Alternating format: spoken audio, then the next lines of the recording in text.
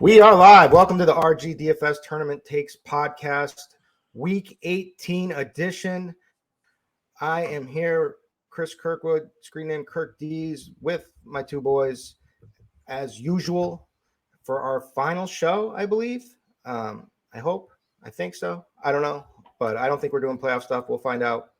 But regardless, I think this is the final show, and man, what a season, right? They kind of crept up on us, didn't it, guys?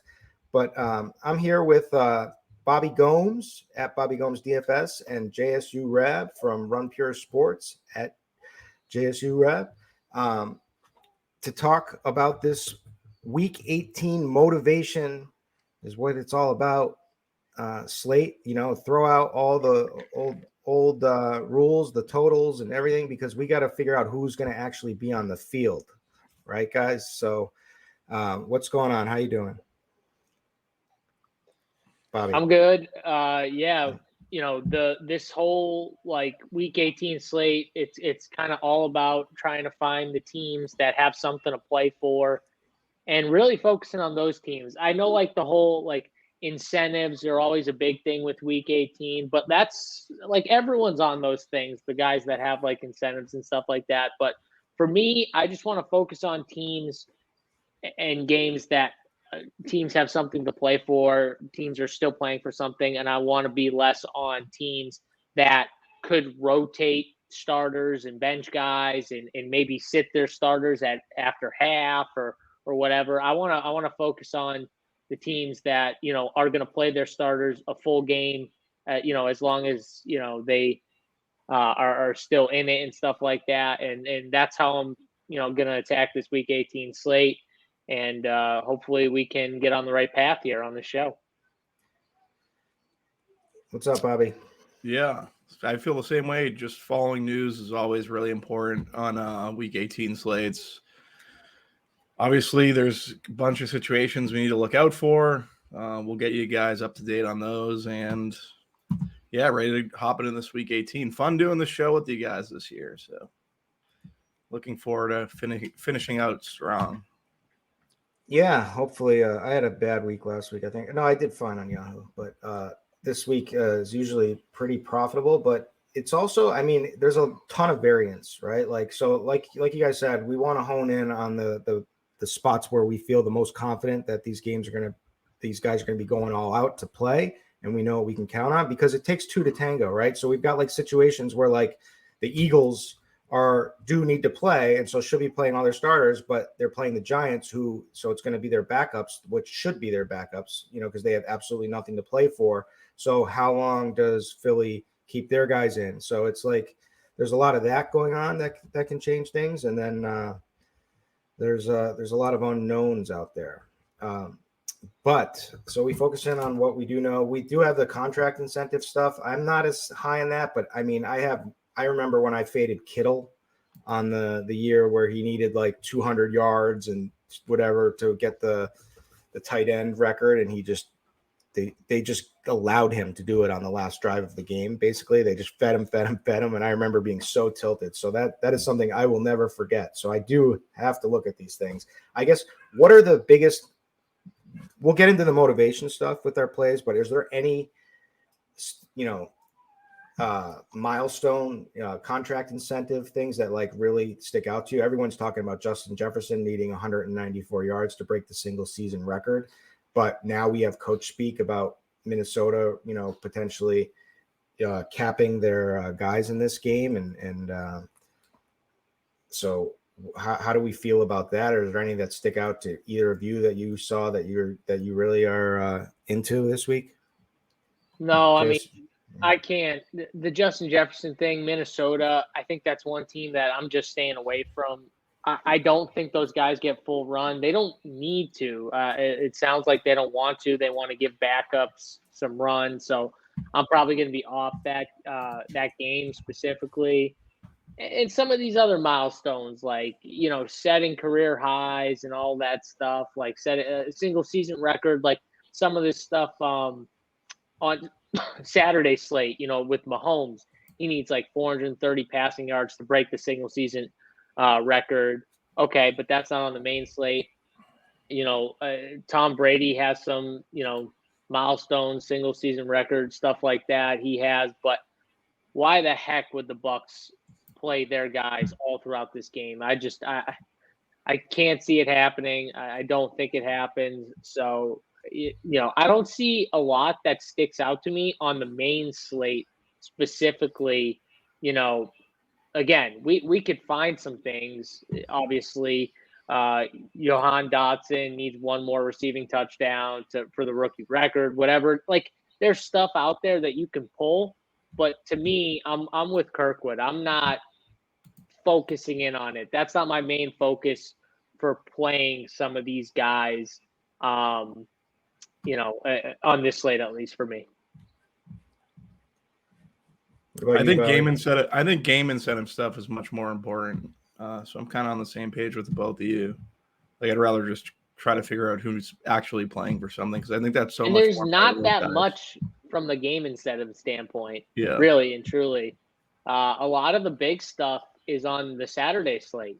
Guys like Zay Jones and Christian Kirk, Evan Ingram, Pat Mahomes, some of this stuff, but those are important games. So are they going to change their game plan to make sure they get? That's the thing too. I mean, I don't want to get into the Saturday slate because by the time this thing drops, it's going to be almost, the game will be locked probably. But that's the thing. Like, they're not going to change their entire game plan to get Evan Ingram 11 receptions and 61 yards. Like, could it happen?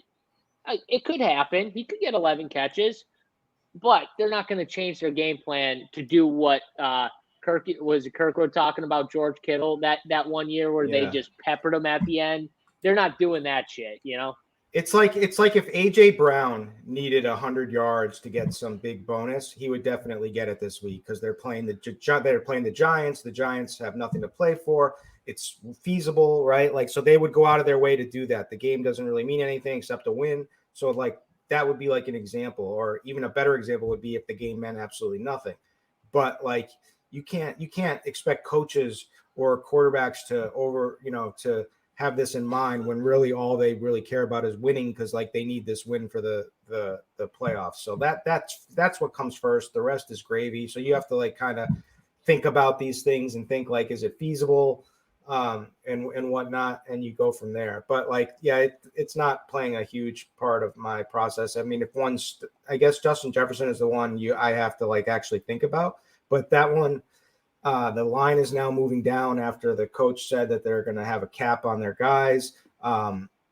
They really don't have much to play for because they could go up to a number 2 seed, but San Francisco would have to lose to Arizona, and San Francisco's 14-point favorites. That doesn't look very likely. So, and then O'Connell's already said that even though his starters will play, that there'll be a hard cutoff. So the line moving down is a big indication, right?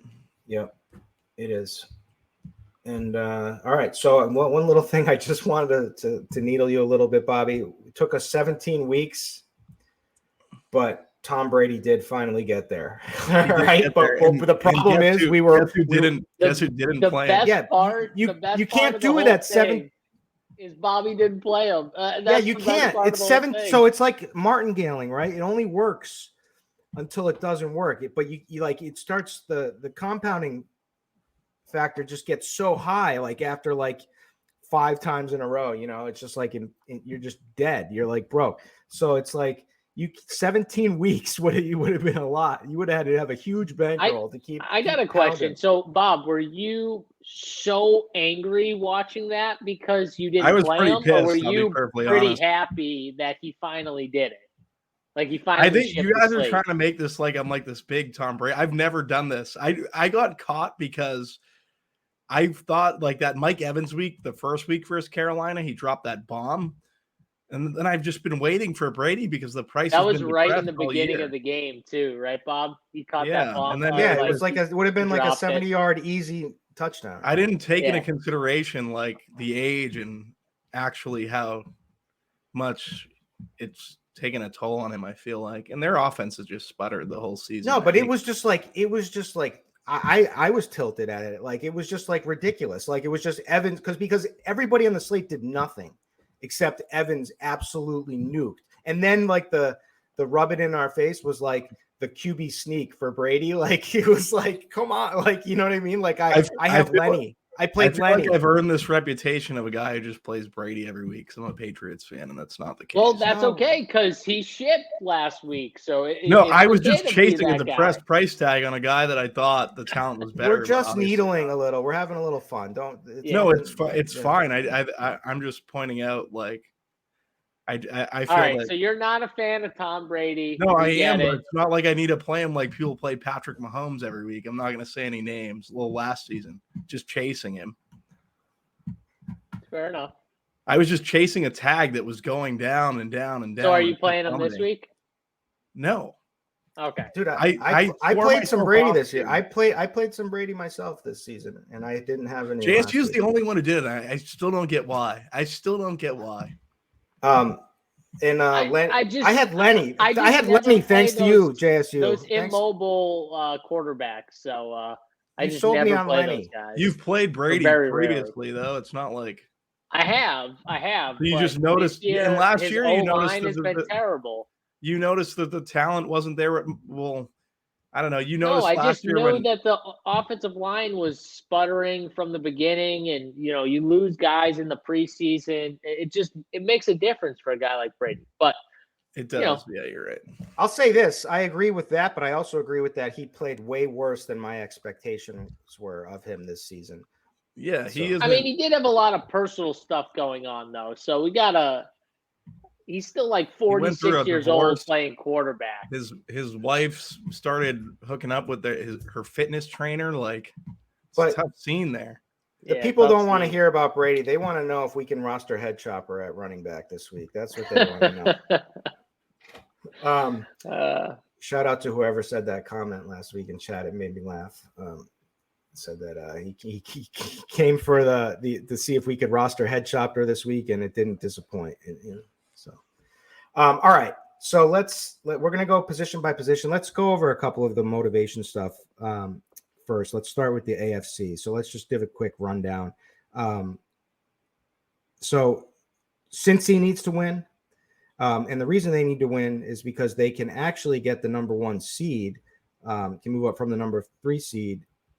And they can't get the number 1 seed, but they can move up from 3 to 2 with a win versus the Ravens and a Buffalo loss versus New England. So that's not the most likely scenario, but the problem is really why they need to win, because if they lose to the Ravens, then they're going to be the 3 seed, and it looks like the Ravens are going to be the 6 seed, and they're going to play each other. And because of this crazy missed game, they're going to do a coin flip to see who gets home field. So basically, if they lose this game, they have to flip for home field. So they don't want that. They should be playing. By the way, that's the stupidest thing ever. Just because the Ravens would have beat them twice, they're saying that is equivalent to someone just having an ultimate better record. So they're saying those 2 games are the same as the whole season, pretty much. Makes no sense. I think the stupidest thing is actually adding more teams to the playoffs and saying, that's for money. That's for money, Kirkwood. And then after the fact, like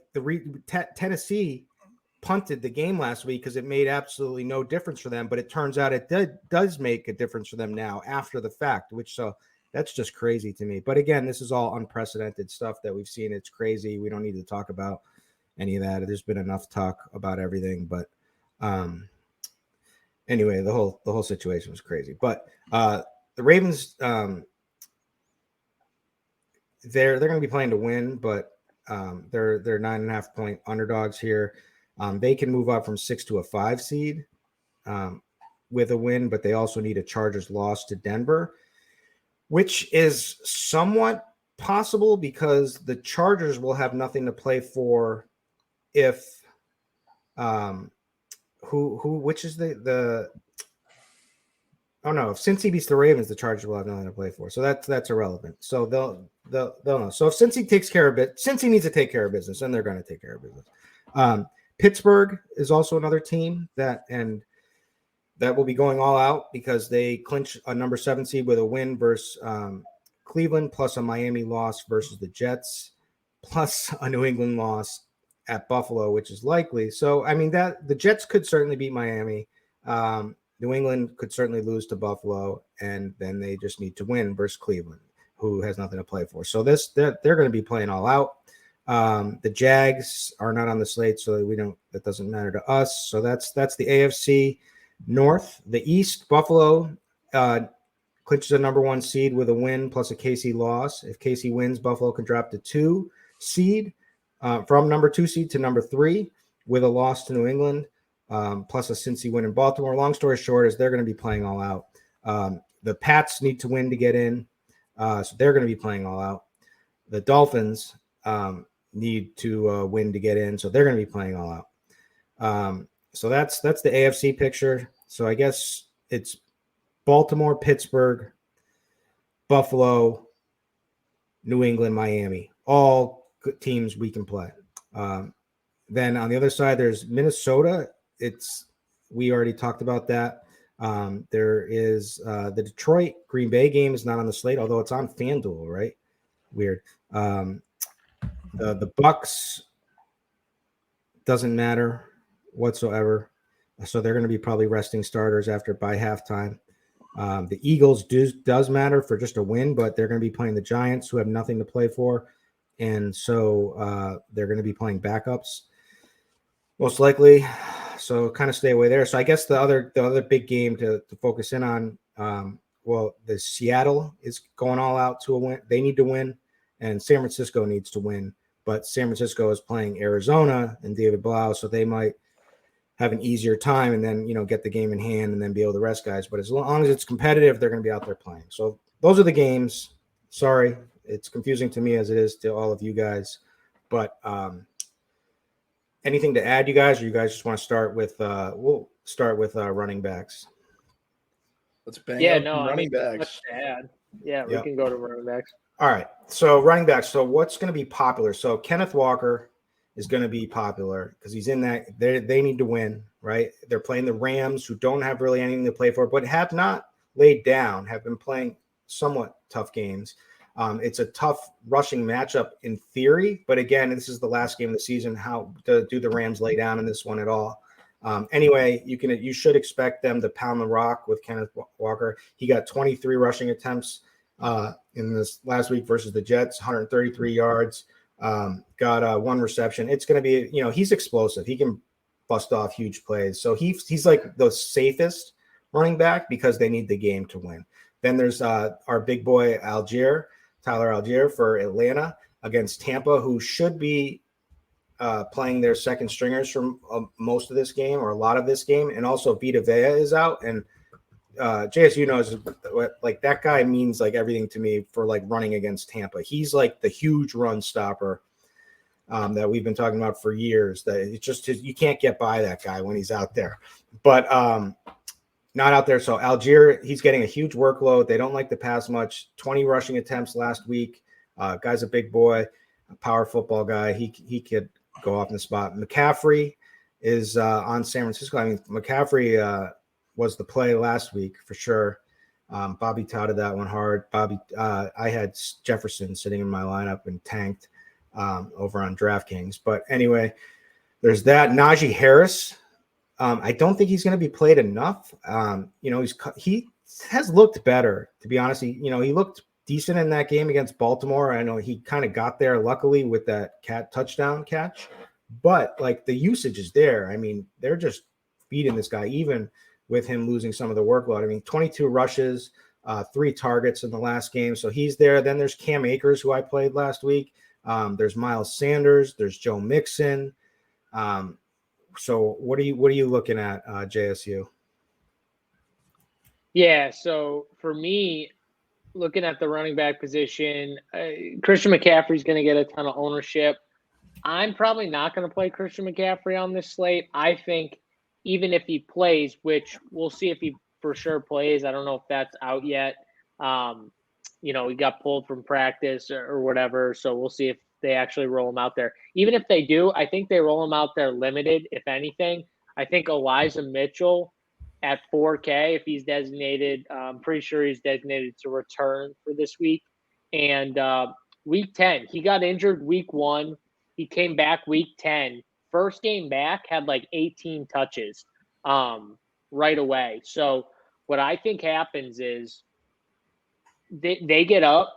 Elijah Mitchell is going to get heavily involved, and I think they just pull McCaffrey if he's in there.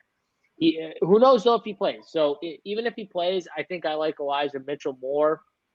Other guys, I think Cam Akers a really good play. He's been getting a ton of work for LA. And I think that's a close game. I think the Rams in Seattle, I think the Rams play Seattle tough. I think that's a close game. Seattle obviously wants to win or needs to win, but I think the Rams play him tough. And then I'm with you on like Najee. I think you can play Najee. It's a good matchup, obviously, really good matchup. Zach Moss has the nut matchup against Houston at 5,200. I think he's in play. Houston needs to lose, by the way. Like, they want to lose. They want that first round pick. They won't obviously play it that way. They're going to play, and they're going to, obviously play to win, but they want that first overall pick. So I think Zach Moss could have a big game here. Lat Murray gets a good matchup, and the Chargers, for them, this is an interesting part of this slate. So the Chargers, if the Bengals were to lose, then the Chargers, I think, would play their starters because they would want to win because they could move up. But if the Bengals win, and this is, I'm pretty sure, a 1 and a 4 o'clock, spot here because the Bengals play at 1 and the Chargers don't play till 4. So if the Bengals were to win, I think the Chargers are going to rest a lot of their starters or not play them as much. And if that's the case, Denver, one, I think they win the game.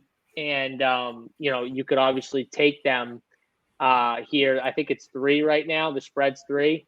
I would like Denver still, but Lat Murray's going to have the nut matchup, and they could rest some defensive guys. So he might have an even better matchup, and he's 5'4". And I hate Lat Murray, but it's similar to Zach Moss. Like, both these guys are getting a ton of touches for their teams. They're both in really good spots at running back. So this is definitely a position where I think I'm playing a lot of these cheaper guys, and a lot of these studs I don't see much to play for. Dalvin Cook, I don't think gets a ton of run.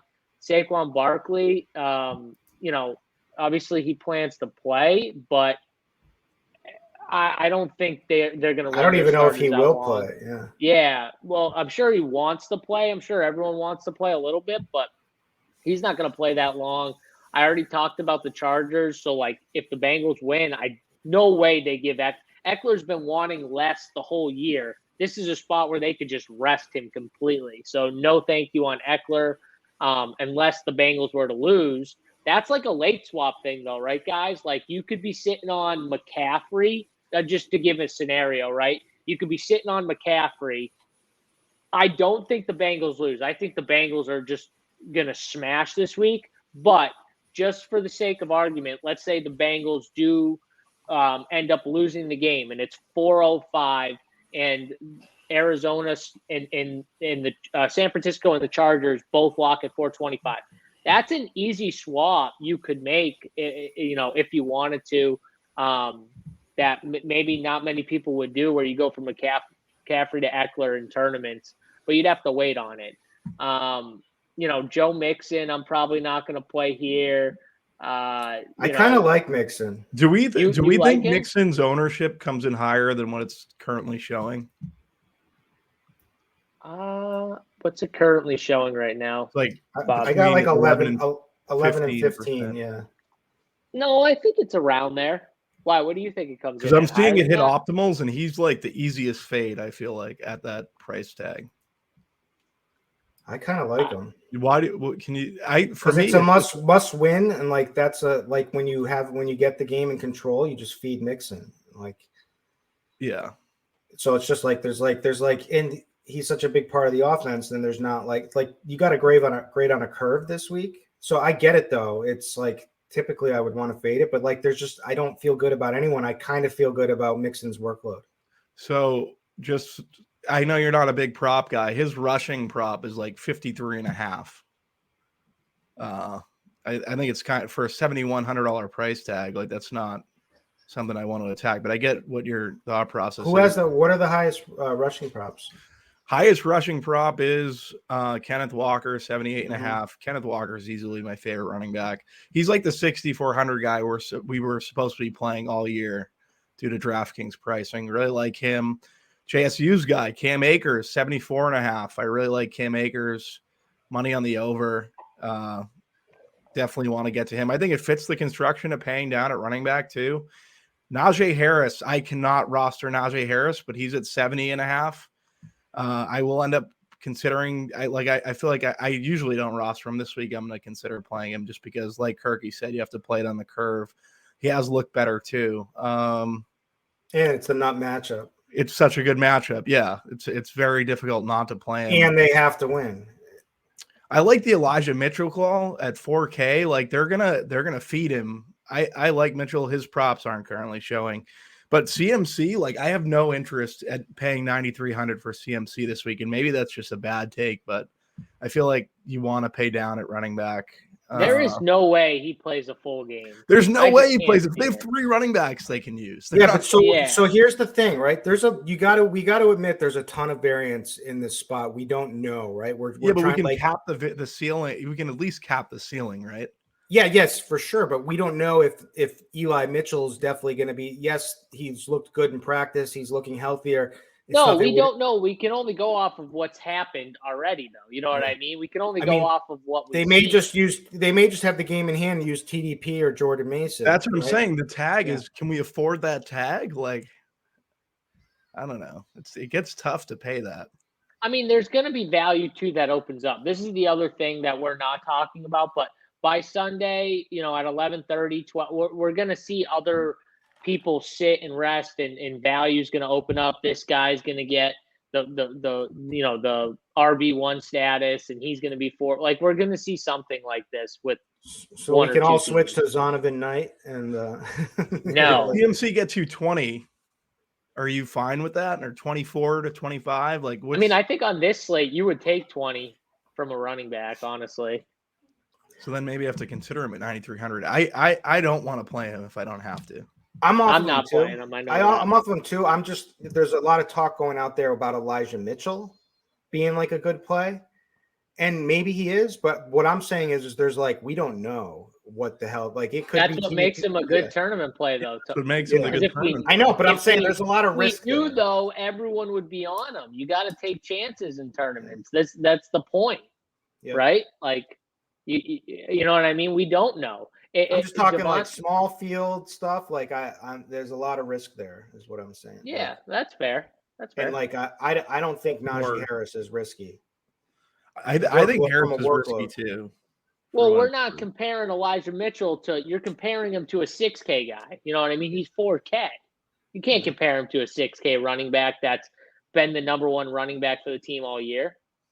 Well, the thing is I'm not even looking at price is the way I'm I'm just trying to feel comfortable with production. No, that's fair. I'm just saying you can't compare those two. You know what I mean? Like you could just say I'm not paying down at running back. That's fine. You know what I mean? Like, let's talk about this Jonathan Williams. I was about to bring up Jonathan Williams. I have no idea what to do with him at 4,300. Do you guys? I'm not playing his ass. I think he sucks. I think Dallas needs this game. Dallas is going to be playing, right? They're definitely going to be. I would think they're going to be playing for sure. In the back of my mind too, I feel like this Jarrett Patterson kid gets some work as well. So I kind of struggle even more with the Jonathan Williams play. He's going to get ownership. Yeah, he's like the optimal dart. Like he's going to get projected into a lot of lineups. I mean, they only have 2 running backs. It's Patterson and Williams. So I personally think the tournament play is running Patterson. I think he's better too, honestly. Like I think he's decent. I've seen him play. He's more of a little pass catching guy, but I think they're down. I think it makes more sense for him to be out there if they're trailing. And I'm going to take a shot with him in tournaments. And we'll get to the quarterback situation. I think you're Zach. I love your Zach Moss call. I wasn't even thinking about him. I just kind of overlooked him in my head. But like, yeah, they need to lay down Houston. I mean, Yeah. and that should be at least a great matchup for him. There's another interesting one. Bobby might like this one because Bobby and I have played a lot of Foreman this season. Foreman is going to be out, maybe. He's looking iffy. So Chuba Hubbard potentially might shoot up a little bit. I don't know. You guys interested there at all? I don't hate him. Is Blackshear playing? I like Yeah, Blackshear too. He'll probably more for larger field. Well, 4K. I don't know. Now here I have a take on the Lat Murray stuff, and maybe I'm completely wrong, but I hate Lat Murray personally, always. So like I'm always looking for an excuse to fade this guy. And I know JSU said the same thing, but like workload and a not matchup, he should be there for him. But like if the Chargers are resting their players, doesn't this feel like let's build Russell Wilson's ego, right? Like and he's gonna like it's gonna be like Russ is back, right? Like he's gonna throw 3 or 4 touchdowns and take over this game is what I'm thinking. Like, but do you think Russ could have just been hindered by Hackett? Just no, I think he sucks personally. Yeah. I think both. I think that's a part of it, but I think Pete Carroll knew what he was getting rid of. He's been around a long time, Pete Carroll, so probably had the eye for it. Yeah, I just think I think he sucks too, but I don't know. All right. Any other guys out there? Like maybe like a J.K. Dobbins or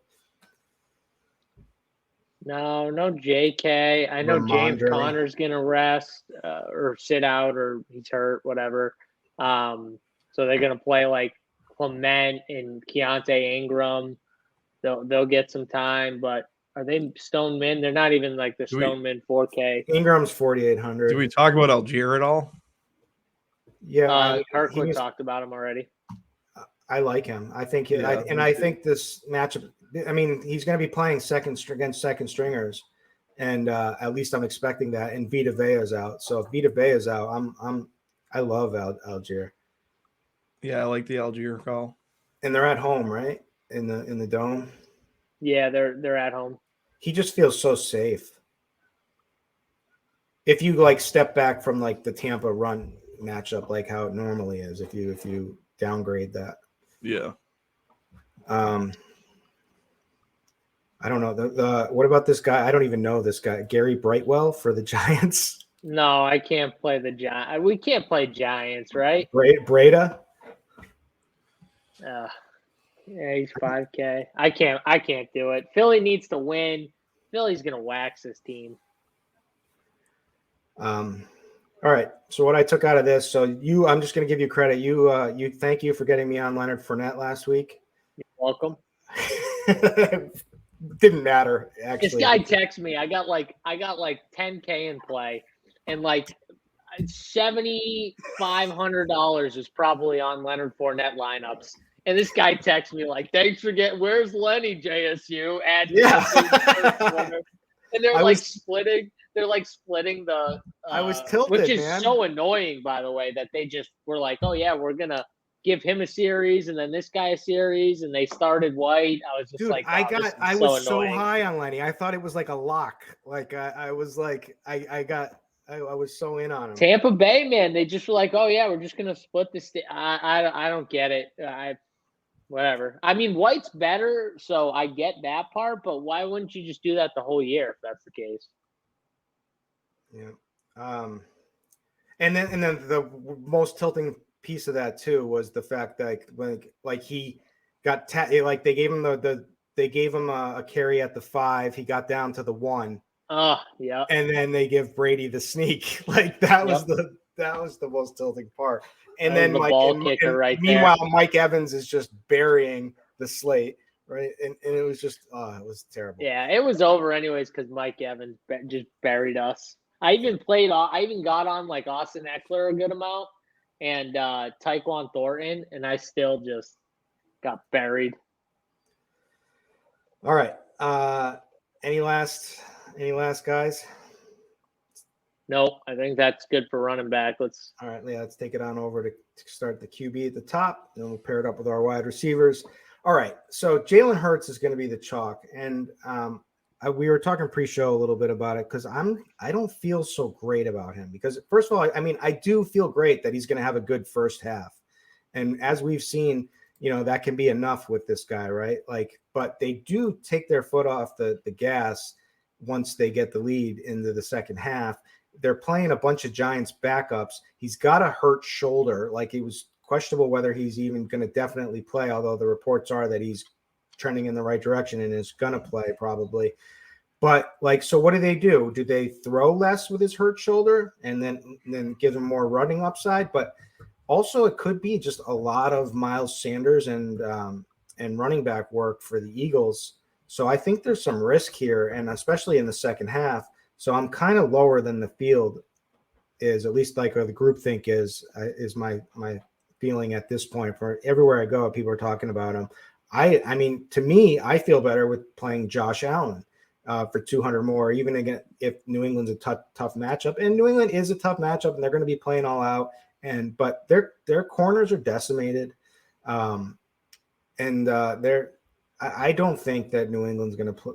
I think the Bills are going to take care of business in this game. I just don't have any confidence in New England as a team personally. And maybe I'm wrong there, but it just feels better. And Josh Allen has played good against New England. And then there's Joe Burrow, who I love. I feel strongly that he's going to be pushing, in the pass game, and he's got such elite weapons. So I feel good with Higgins and Jamar Chase.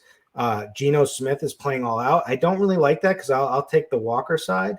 But like, I could see Geno to Metcalf working out well. And I do like Russ Wilson. And I think he's going to get some ownership too, because God, I hate Russ Wilson. I think he's terrible, but like, had a good game last week. There's, some of the teammates have rallied around him, which I find kind of funny. I wouldn't have thought that. And I don't know if they're really being truthful, but at least they're like, Jerry Judy's come out and talked about him and stuff. But there's easy, affordable upside pass weapons if they're playing the Chargers backups, right? Like Judy, Cortland Sutton. So Russ is cheap. So I'm on board with that play, but that's kind of all I have interest in. I guess there's some other guys that maybe you guys will steer me on, but that's where I'm looking. Bobby, what are you thinking? Yeah. So for me, I know the majority of the field's going to Jalen Hurts. I won't be going to Jalen Hurts because of the point you made. Like, we've seen multiple times this year where they have taken their foot off the gas. I think it's going to be a run-heavy game plan versus the Giants. Giants aren't playing their starters.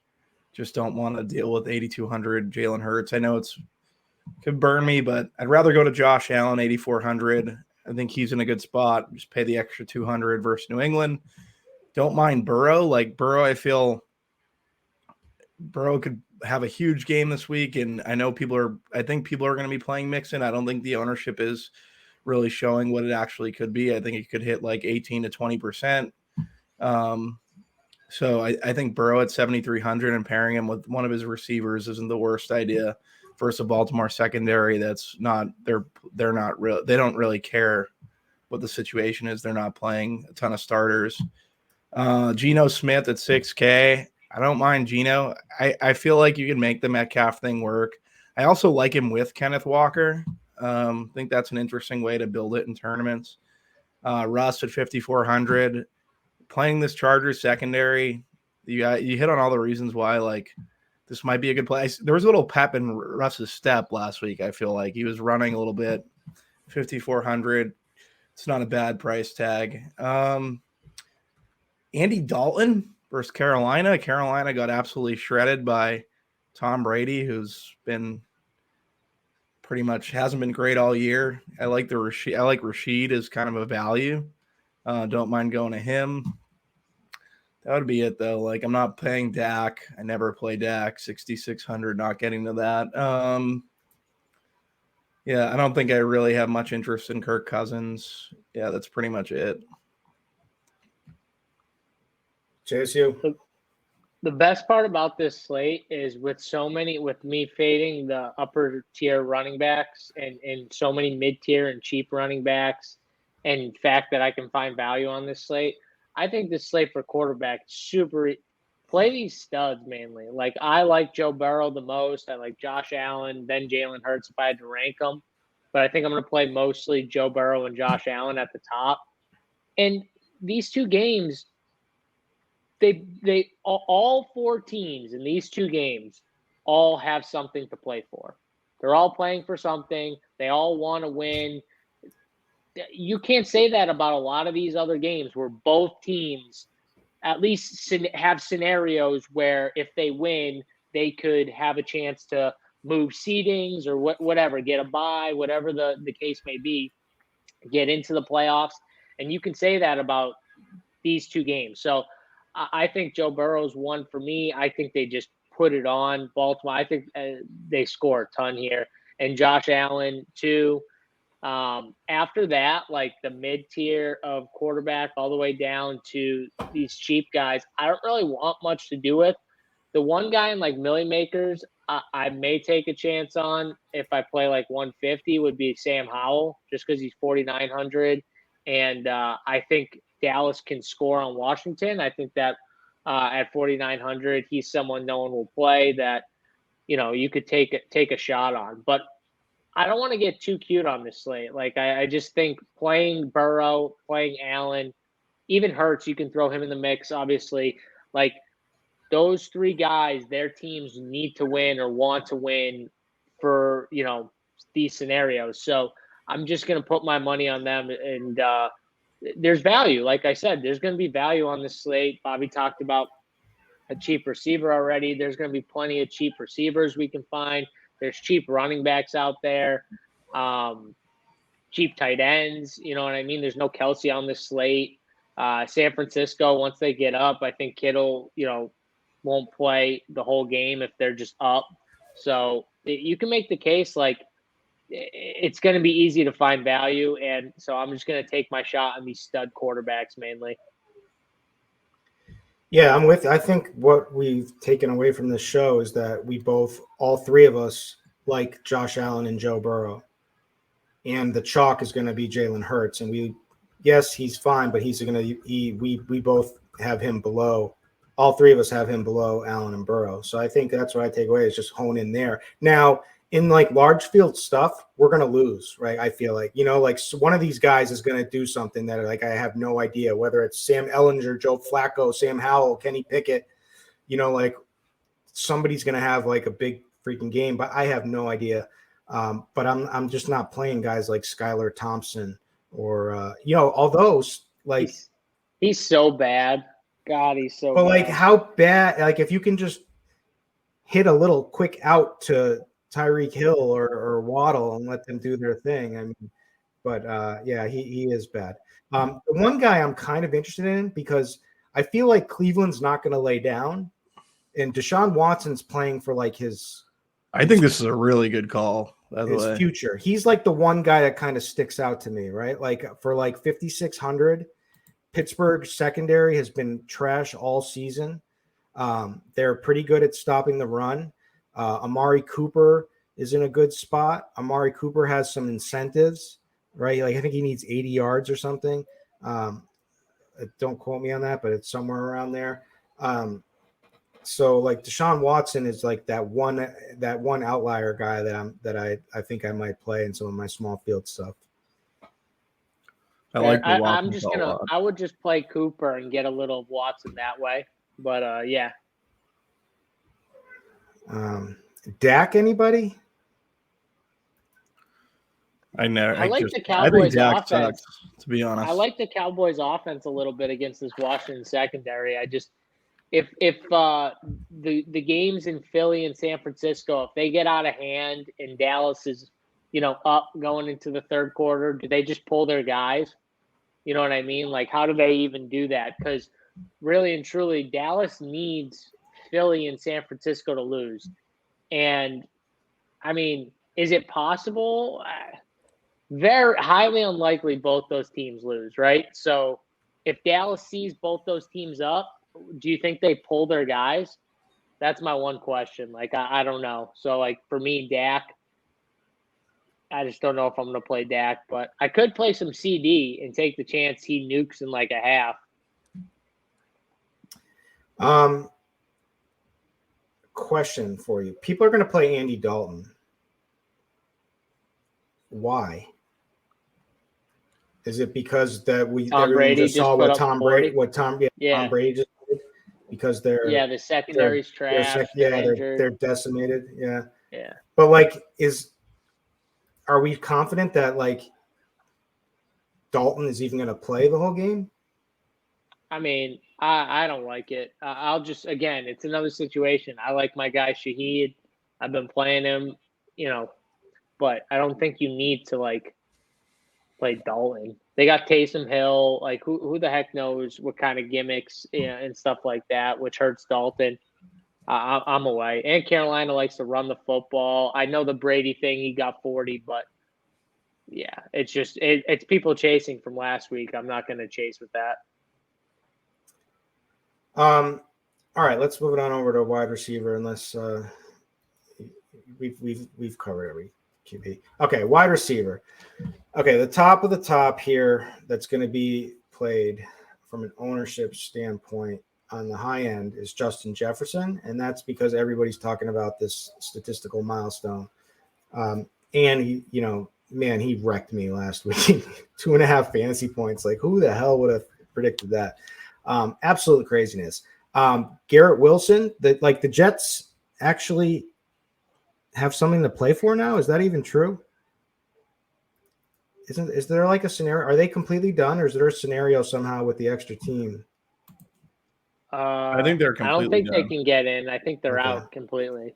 All right. Miami's the one that has a chance. That Miami needs New England to lose, and they need to win to clinch the 7, I think, right? Yep. Garrett Wilson's going to be popular. So I'm interested to hear your guys' takes there. Jamar Chase, he's probably the guy I like the most because I feel good about Cincinnati just trying to stick it, to Baltimore in a game where both of these teams need to win. So I like him. There's Olave who does have some like statistical stuff. He needs 156 receiving yards to set the Saints rookie record.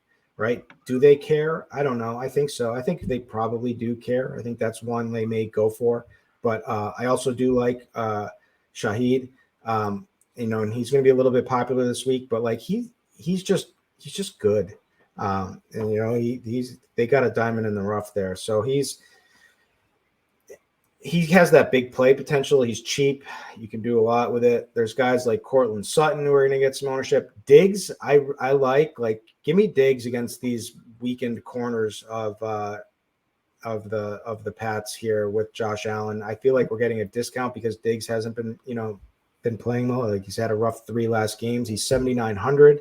We can make this work with some of the other cheap plays. So that's one of my favorite stacks. DK Metcalf. Because we do, he's, Lockett is still banged up a little bit. I think Lockett is trending towards playing, but like, why mess with him much? Metcalf would be the guy against, the Rams may lay down in this one. They may not, as JSU said, he thinks it's going to be a tight game. So that's something to think about, but they may lay down a little, and that certainly is important for Seattle. I know CeeDee Lamb has some. I think he needs like 10 catches or something to set like the past Michael Irvin's record. So there's a lot of kind of big names and stuff we can feel good about. But and then on the cheaper end, I've been playing this guy for the past few weeks. But Drake the Snake, as Bobby knows, Drake London. We talk about him every Grinders Live Sunday morning. I keep trying to make him go off. He's been fine.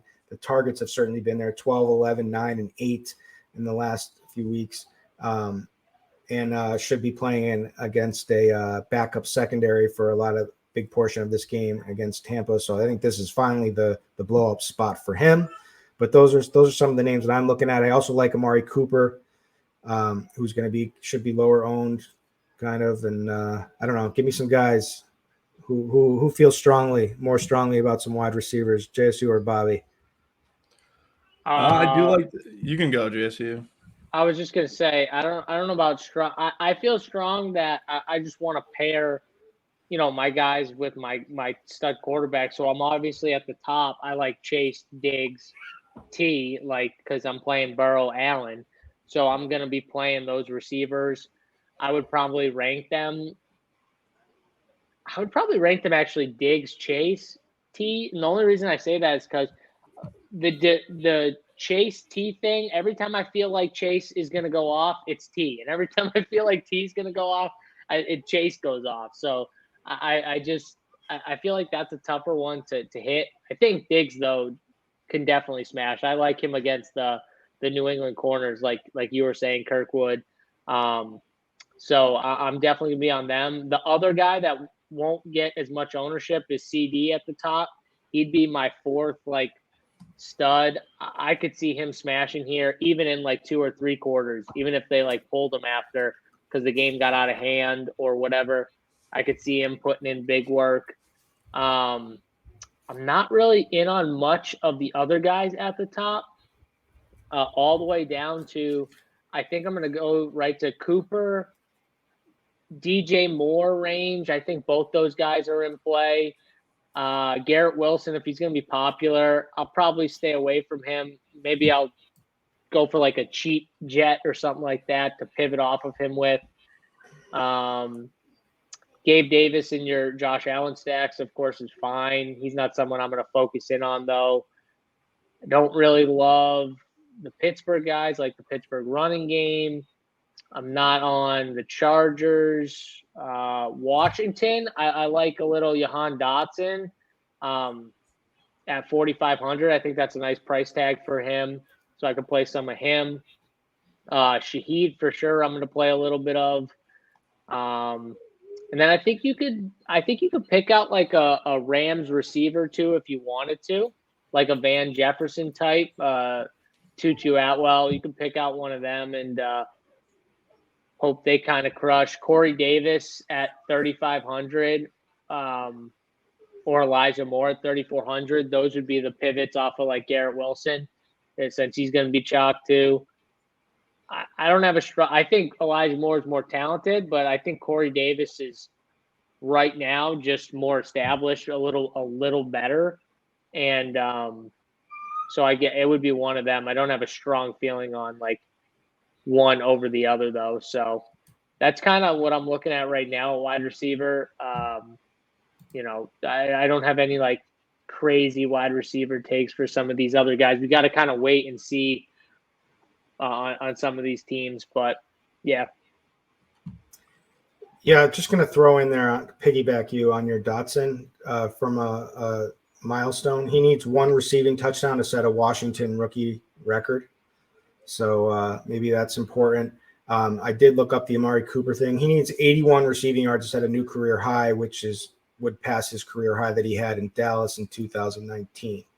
So that could be important there. But Bobby, what are you laughing, JSU? What are you laughing at? You're on mute. I just got a funny text message. It has nothing to do with the show. It was just a funny text message, so I was just laughing. Sorry. What were you thinking, Bobby? So for me, I think there is one of the issues in construction is paying up. Bobby just dropped it and just started talking about the slate after you asked him a question. Oh, what was I? He thought I was asking what is he? I thought he was asking what he was thinking of wide receiver. Receivers. Yeah, why are you laughing? Let's go off on a little tangent here. What was the joke that was so funny?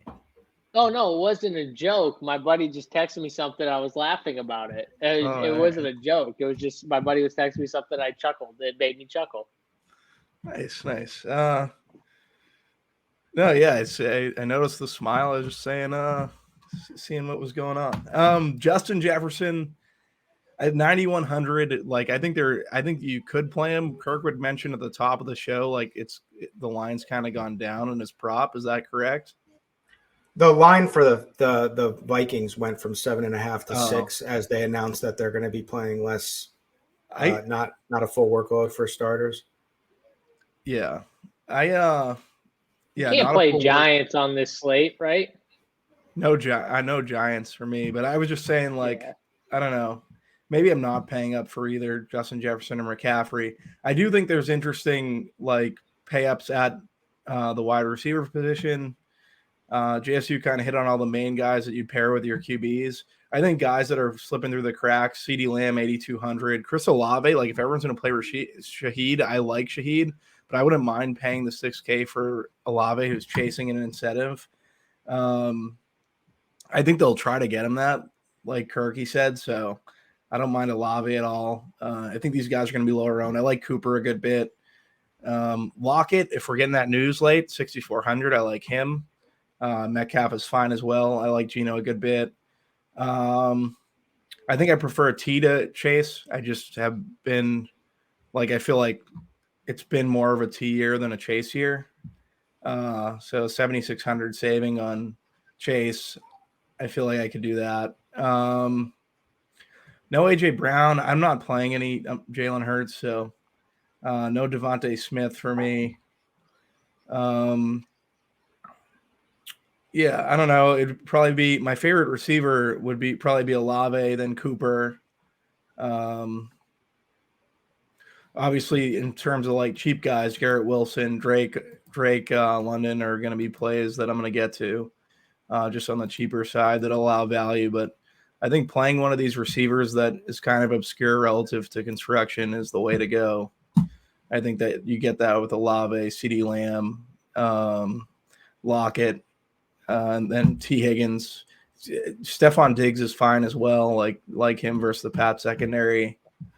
That's pretty much it. Yeah, I'm playing. I already decided now. As we've been doing the show, I'm playing Allen Diggs, and I'm going to try to get Amari in there, and I'm going to try to get Drake the Snake London in there. We like Garrett Wilson. Like Garrett Wilson's showing like he's going to be owned. I've been playing him all year. I'm just wondering what we're doing this week with them not playing for much. Yeah, I'm kind of taking an underweight approach, fading him. We did get some news. Jadeveon Clowney is going to be out now, is what we were expecting, but he's like one of their best run stoppers, so that just gives more of a boost to Najee. Yeah, so. Najee's got to be a decent play. The other guy, too, the flop lag play, Bobby. I'm surprised you weren't on this, but Greg Dortch was chalk last week. I'm surprised you're not going right back to the Dortch train. They're going to be trailing. The Dorcher Chamber. Yeah, torture chamber. I mean, they're going to be trailing the whole game probably, right? Like, they're going to have to throw. I would think so. I don't know if I can do the Dorch thing, though. Maybe. We have so much value. Like, are we going to need Dorch, you think? I don't know. Maybe. I don't know. It's more of a last pop play. I'm not saying to plug them in all your teams, but I got a question for this slate today. Tyler Boyd. Tyler Boyd at 4,600. If we're playing Burrow, we have to at least consider some Tyler Boyd. Oh, first thing I want to add, yeah, I had Tyler Boyd in Showdown, and that got canceled. I was pissed. Not that I was really mad, but Stephon Diggs needs 2 receiving touchdowns to set a Bills single season record. That could play out potentially. Here's a question I have. This is not part of the main slate, but Devontae Adams needs 13 receptions to set a Raiders single season record. Does he care about holding a Raiders single season record?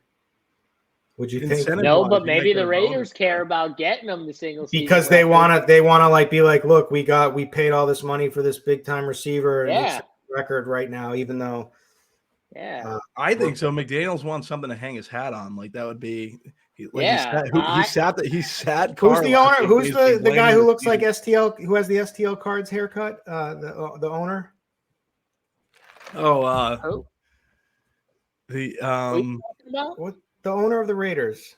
Mark Davis. Yeah, he's got the STL cards haircut. Chop had the best tweet ever I've seen at one time. It was like it showed the picture of Mark Davis' haircut, and it said, "Hey barber, what's up, Mark? Give me the STL cards." Jeez. It was hilarious. One of my favorite tweets. All right, let's turn it on over to tight end. Man, it's tough enough to pick any of these normal positions. Now we got to talk about tight end, but I do like Pat Freiermuth. I always like Pat Freiermuth. I like tight ends against Cleveland. I do like that they have everything to play for. So he I don't like that he's going to be chalky. Should be pretty chalky this week. Mark Andrews is cheap. Problem is he just does not have a decent quarterback, but he did have 22 fantasy points and caught nine balls in his last game on 9 targets. So kind of came back from the dead there. So he's going to be kind of the easy play because it's a must. They're going to be going out to try to win this game too. Just stinks that he doesn't have Lamar. But anyways, he'll be there. People are going to play Dallas Goedert. I'm not. Because I tell you, I feel like they're just going to run the ball down the Giants' throat in this game, personally. But I get it. And Njoku has some contract incentive or has something. So he needs 2 receptions and 54 receiving yards for a new career high, if that means anything. So he could be in play anyway. But like Tyler Higbee's been just getting peppered. Didn't have a big game in his last game against the Chargers. But the weeks before that, he had 11 targets against Denver. I mean, he's been hit or miss all season, mostly miss, but started off extremely hot. But anyway, Baker does lock in on him. Albert O, I hear getting talked about. I mean, he's super cheap, and it's Dulcich is gone on the IR, so he's the next man up. He had a lot of preseason hype, never really became much of anything. So when Dulcich was there. Yeah, I know.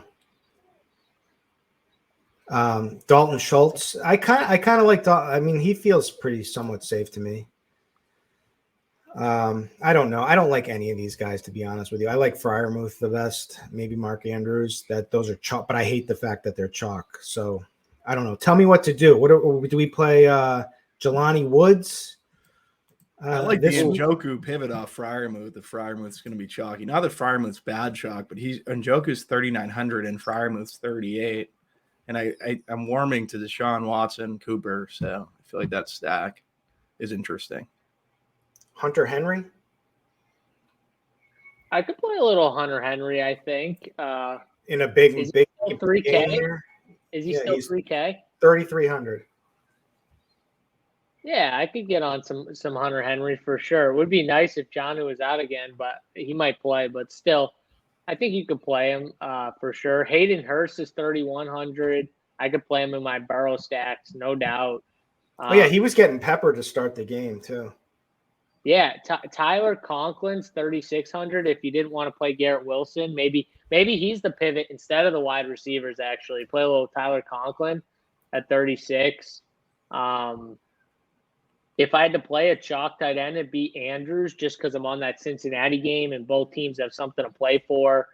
And then Higbee. I think those are my 4 tight ends right there. I just gave you a tight end pool.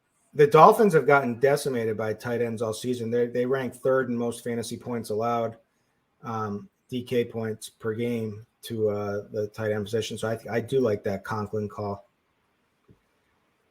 Going to move him up the list. Yep. Bobby. Tight ends. Yeah. Like I said, I like Njoku. Freiermuth, I think, is fine chalk, but don't mind the Njoku pivot. Outside of that, like there's 2. I like Goddard 4,900. I think he's fine. I don't like Hurts though, so I don't know how much I'm going to play him. I don't mind Mark Andrews. It's tough to like fade at tight end because there's just, I know I'm saying I want to play. I just want to be overweight on Njoku, and outside of that, like I think Hunter Henry's a good play, 3,300. There's not much I really like here though. You guys like Jelani Woods, 2,900? He's okay. I don't really. It's another like flop. That's a flop. That's a flop lag spot. My issue is Sam Ehlinger. How much does he like? He's just not good. But Houston, if we think they're going to lay down, the Colts are going to win. They're going to score somehow, right? So maybe it is Jelani. Maybe we should get on a little Jelani too. The Higbee run back, I think, is fine. Like you guys talked about, if you're playing, like if you're playing a secondary of Seattle or just playing Geno stacks or something. I mean, let's be honest. A lot of this offense, I know last week wasn't that great, but a lot of this offense has been mainly Higbee and Cam. Akers and Higbee. Yeah, they're super condensed. All right, Bobby. I know you've been studying. You've been studying this all week. Been studying it all week. Yeah, for the last week 18 defensive pick. Yeah. What do we I get? think. I mean, man, the 49ers were a bust last week, right? Were they? Yeah, I don't. Yeah, they were. They were horrendous. They gave up like 1 million points. They were awful. They we talked about fading them, right? The Packers were the ended up being the play. I played the Rams like an idiot. I played some 49ers, but I also played. I think we talked about the Rams. I played the Rams. They didn't do great either. No, they're terrible. Yeah, pivot defense for me. Just looking through here. Well, so the Jets are facing. They're going to be chalk, right? They're facing Jets are chalk. Skylar Thompson. Do we eat the chalk at 2,600? I don't mind eating some chalk. I mean, they're not going to be like major chalk. It's not like a 49ers situation, so I don't think it'll be bad. I think paying up to like the Bills defense isn't the worst idea at 3,800. I think paying up at defense is fine this week. Maybe the Saints 35. I don't know. You guys have any ideas? God, there's no conviction in that take. Come on, Bobby. Give me a defense with I'm not playing the Bills or the Saints now. I need conviction from Bob. Oh my God. Conviction. Give me I got one. I know who you're going. Does it begin with a C? No way. No the way. Chargers? That one. No, Colts. I thought Chargers. I thought you were gonna go Colts. What's Houston's your defense? Gonna lay down. So I the can Colts steal it defense again. It's the Colts. The Colts defense has been good. That's what I said. So I just nailed it. You nailed it. I don't know how you got it. I have a defense. I have a defense. Okay. The Colts at 3,100. Yeah. Here it is. So there's Bobby. Bobby's on the Colts. JSU's passing this week, and JSU didn't pick this week. He skipped out. If you want to pay up, the Cowboys seem like the spot to pay up. I think you should pay up. I definitely think that's the route to go. Or the Eagles. Eagles. Off the Jets. The Jets are good at 2-6, though. I mean, why not go to the other side of that game and play the Dolphins against the statue of Joe Flacco? He's just going to stand back there and, he's going to take some sacks. He's just going to take some sacks. Miami's playing for a spot in the playoffs. Like, he's going to take some sacks. I think that if the Colts are my first defense, and then after that, it's the Vikings and the Dolphins are the next two for me. Colts D, Zach Moss. How can you go wrong? Mm-hmm. I'm with you. All right. Do we our favorite stack? I think so. I'm just gonna we'll give our favorite stacks and then we'll call it a show here. But I'm gonna start it off, but because I don't want you guys taking the one that I was gonna take, so I'm gonna start it off with I'm gonna playing Allen to Diggs, and I might run it back with Hunter Henry, although it's a tough matchup. But I'm not sure if I want to run back anybody, but if I do, it'd probably be Hunter Henry. I don't know. Is there any other New England receiver or anything that you guys like? No. Tyquan Thornton's been really good, and Mac Jones is terrible. Or he was really good last week. Tyquan Thornton would have probably had another touchdown or two if Mac Jones was even decent at football, but he's not. So now you got Devontae Parker back, though, is the issue. We need Stidham. Yeah, we need Stidham. Oh God, crazy. The ID influencer. Stidham. Anyway, so I'm doing that. I'm gonna be feeding in guys. What I've taken away from the show, I'm gonna be feeding in my running backs. It's gonna be. I do like Algier. I do like Kenneth Walker. I'm gonna play some Zach Moss. I'm gonna play. And I'm going to play Najee Harris for sure. And then other wide receivers, I'm going to play Amari and Drake. And then I'll figure out my D, but I do like the Colts D. I'm with you, JSU. But yeah, it's Allen to Diggs. What's your favorite stacks? For me, I'll go with the Bengals. And with the Bengals, I think everyone's going to play Chase, and I love Chase. But when everyone plays Chase, I just feel it's just the weirdest thing ever. But whenever this happens, I feel like it's the other dude. So I'm going to go with the Joe Burrow to T. And I'll throw in Tyler Boyd just because he's super cheap. He doesn't need a lot to pay off that price tag at 4,600. That's like really cheap too. That's like it's got to be like one of the cheapest price tags he's had this year, right? Or you could go Hurst. You could go Hurst too. You could go Hurst too and just fill up that tight end spot. But okay, it's not the cheapest he's been all year. He's been 4,500, but this guy's consistently in like the 5K range price tag. So Boyd or Hurst. I'm gonna pair it with T. And again, not to say I won't have a little Chase, but on my main team, I will do this pivot just to. The ownership is just crazy. You're talking at a Chase is going to be 20 and T's not going to be owned.